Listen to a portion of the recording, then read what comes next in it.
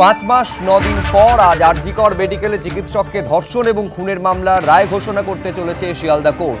বিচারক অনির্বাণ দাস কি রায় দেন তার দিকে তাকিয়ে গোটা দেশ। শিয়ালদা আদালতে আঁটোসাঁটো করা হয়েছে নিরাপত্তার বন্দোবস্ত, পুলিশে ছয়লাপ আদালত চত্বর।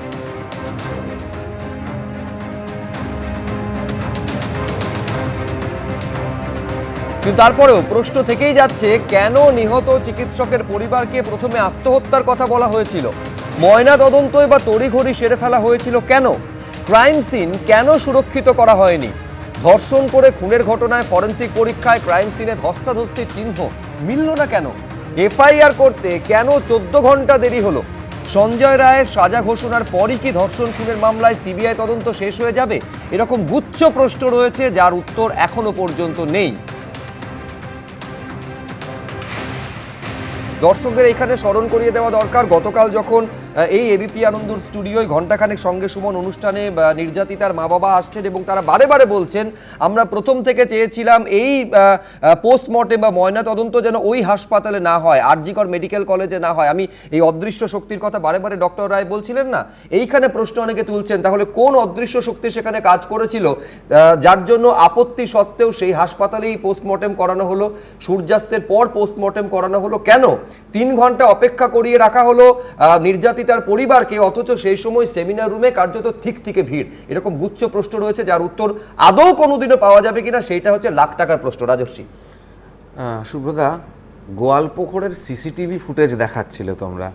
আচ্ছা, গোয়ালপুকুরের সিসিটিভি ফুটেজটা পেয়ে যাওয়া যায় যেখানে দুষ্কৃতী পালাচ্ছে, তাকে কিভাবে গুলি করা হচ্ছে, সামনে পেছনে কাঁধে, কিন্তু আরজিকরের সিসিটিভি ফুটেজটা অদ্ভুতভাবে গায়েব হয়ে যায়। 1 নম্বর। 2 নম্বর হচ্ছে এই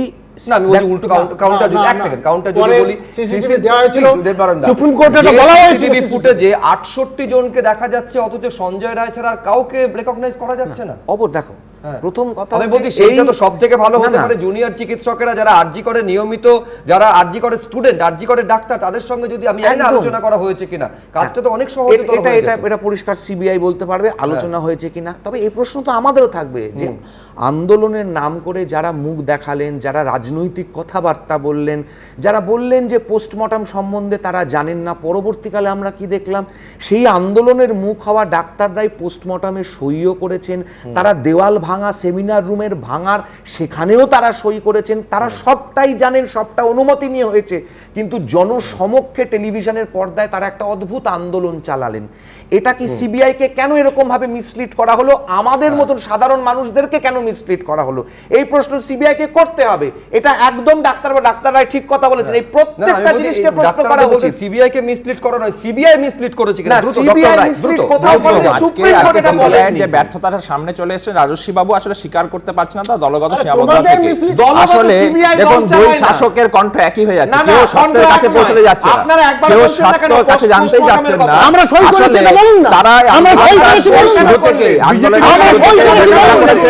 আন্দোলনের শুরু থেকে তারা বিরোধিতা করেছে, তারা সত্যটা চায় না, তারা আবার বলছি আজকে দুপুর 2:30 নাগাদ শিয়ালদা কোর্ট কি বলে, নিঃসন্দেহে সেদিকে নজর থাকবে।